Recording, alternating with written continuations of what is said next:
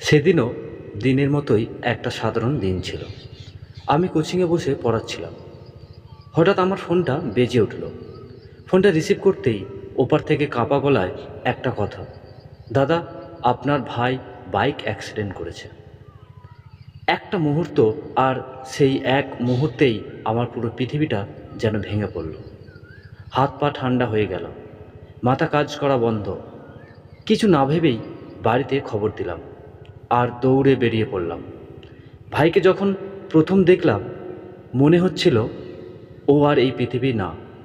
শরীরটা ছিল, কিন্তু প্রাণটা ছিল যেন ধীরে ধীরে সরে যাচ্ছে।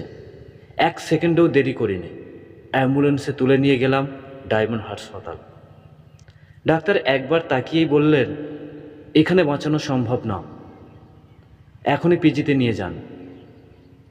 সেই মুহূর্তে আমার ভেতরে শুধু একটা শব্দ ঘুরছিল, বাঁচাতে হবে, যেভাবেই হোক বাঁচাতে হবে। আমরা ছুটে চললাম। পথ যেন শেষই হচ্ছিল না।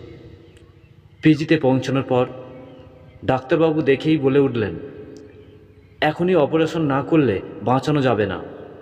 একটা কাগজ আমার হাতে তুলে দিলেন, আপনি অভিভাবক, সই করুন।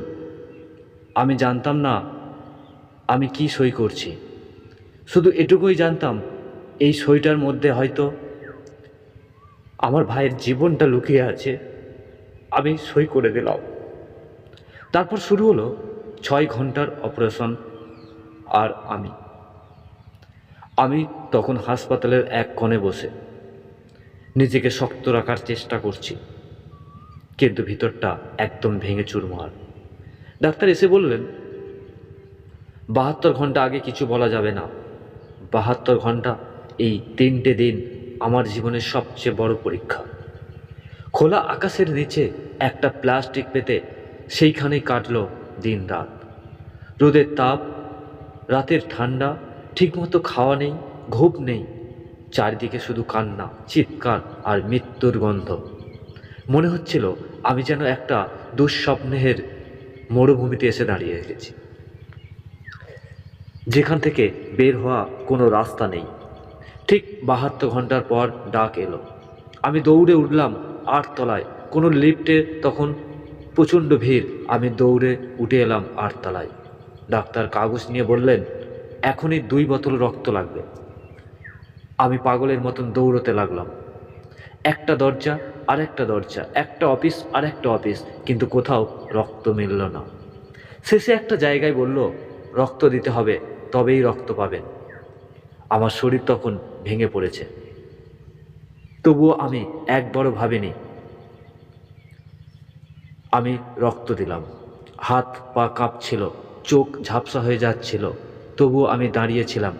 রক্ত নিয়ে ফিরে এলাম, কিন্তু তখনও ওর জ্ঞান ফেরেনি। ঠিক তখনই ফোন আমার বেজে উঠল। বাড়ি থেকে বলল, মা অসুস্থ। কিছুক্ষণ পর মামি হাসপাতালে ভর্তি। এই খবরও আমার ফোনে আবার এলো।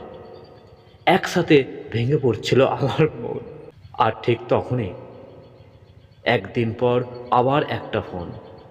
যার জন্যে আমি বাঁচতাম, যার জন্যে সব কিছু সহ্য করতে পারতাম, সে আমার বউ, আমার ভালোবাসা, আমার প্রেম, আমার জীবন।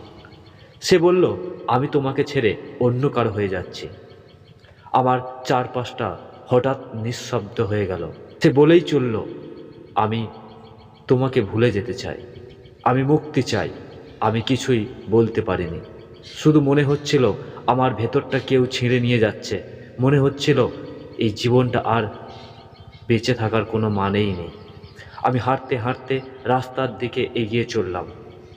ভাবছিলাম, যদি একটা গাড়ি এসে ধাক্কা মারে সব শেষ হয়ে যাবে, কিন্তু আমি তাও পারিনি, কারণ আমার ভাই তখনও মৃত্যুর সঙ্গে লড়ছে।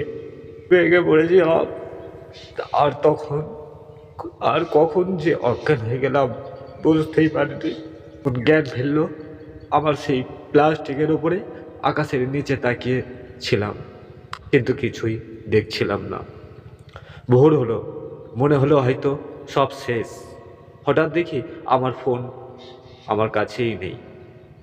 শেষ ভরসাটুকুও হারিয়ে গেল। থানায় গেলাম, ডায়েরি করলাম, কিন্তু কিছুই ফিরে পেলাম না। এইসবের মধ্যেই কেটে গেল 1 মাস। একটা মাস যেখানে প্রতিটা দিন ছিল যুদ্ধ, প্রতিটা রাত ছিল কান্নায় ভেজা। আজও ভাবি পৃথিবীতে এত কষ্ট একসাথে কেউ যেন না পায়। ভুল ছিল শুধু আমার একটাই, আমি আমার সবটা দিয়ে সত্য মন থেকে ভালোবেসেছিলাম আমার বউকে। যে চলে গেছে তার নামের প্রথম অক্ষর আর, যে চলে গেছে তার নামের প্রথম অক্ষর আর। সুখে থেকো তুমি, ভালো থেকো, তুমি আজও আমার রক্তে মিশে আছো। আমি তোমাকে ভুলতে পারবো না, তোমার স্মৃতিগুলোই আমাকে বাঁচিয়ে রাখে। আমি যতদিন বাঁচব তুমি থাকবে আমার ভেতরে, নীরবে, চুপচাপ। আর আমি কখনো তোমাকে বিরক্ত করব না। ভালো থেকো।